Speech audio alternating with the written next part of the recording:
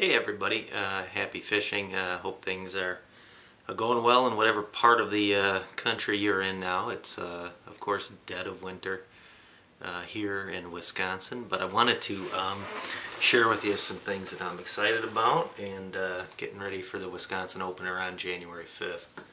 And some of this stuff you'll have heard me talk about before, and probably won't be any big revelation to anybody, but I thought I'd just pass on a few things. I know I've shown you some of my lure making, and one of the things, if you're going to do them by hand, if you don't want to pay for the wire bender and all that stuff, that's a round nose pliers. If you've never seen one before, the name is self-explanatory. It's got a round nose. Get a good one of these, German made. It's really tough on your fingers if you are going to crunch a lot of lures, but that's up to you. The jig is way easier. Other thing that's absolutely necessary when you have lure making in mind is to get yourself a good set of diagonal cutters.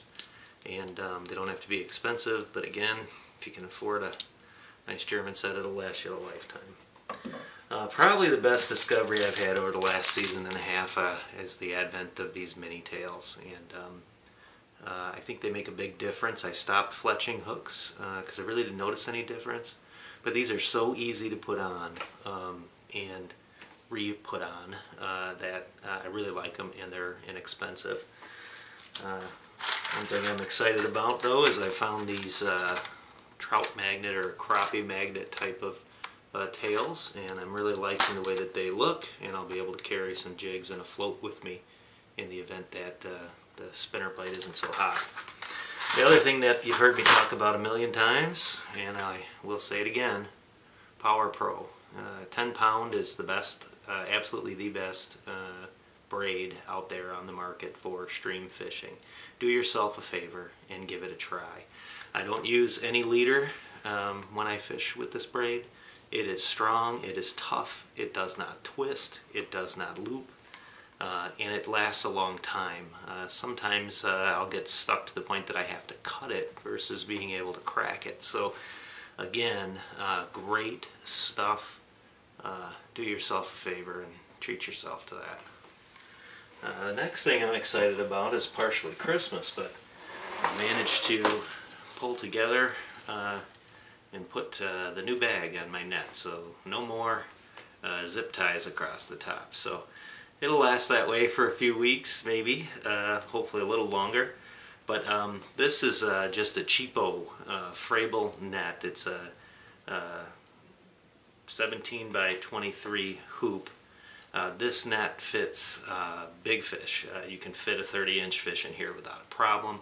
It doesn't have quite the reach of a long handle. If you have to fish somewhere from shore, you're not going to be able to reach in. But with wading and making cover and covering water, this net is great. I hang it off the back of my vest, and I don't use a magnetic release.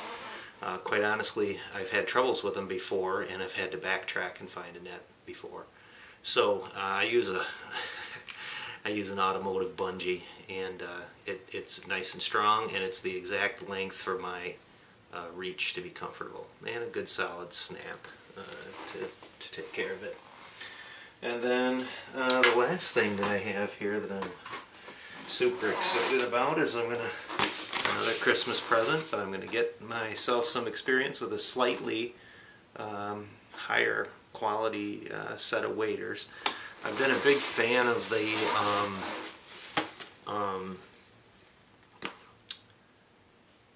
cheap waders. The problem with the cheap waders, though, is that they're cheap. I'm not so certain that there's going to be a huge improvement, but the materials are far better on this level Sims. This is not the Gore-Tex very expensive set.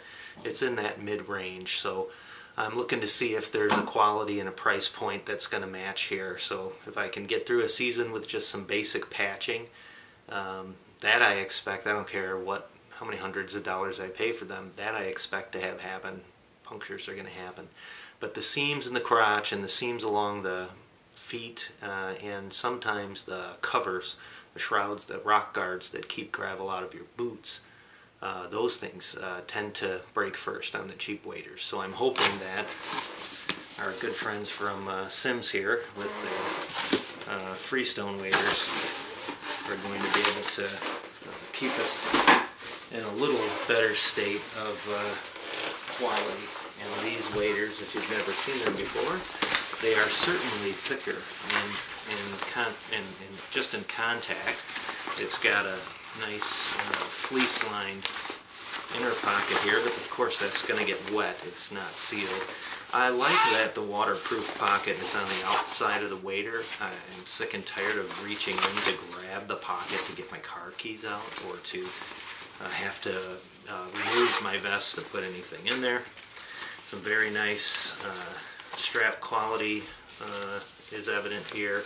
It's a crisscross, which is nice because then they won't fall off your shoulders. On the cheap waders, sometimes they're an H halter, and they're just not going to be as comfortable as these are. The booties on these Sims waders are nice thick neoprene, and I can just tell from holding them in my hand and being familiar with it that this is a better quality boot, and it's certainly a better quality rock gaiter than I've had on some of the cheaper waders. So I'm looking forward to using these close to January 5th. It looks like the weather might shape up to actually be very fishable. So again, thanks for watching. I'm going a little stir crazy, but I'm looking forward to getting out on the water and bringing back some good trout video, so that those of you who aren't fishing or in a place where there aren't trout, I realize that I live in a magical place, and I understand that people don't live in the same type of place as the driftless area of Wisconsin. So if you ever do have a chance to be in this area to trout fish, you won't be disappointed.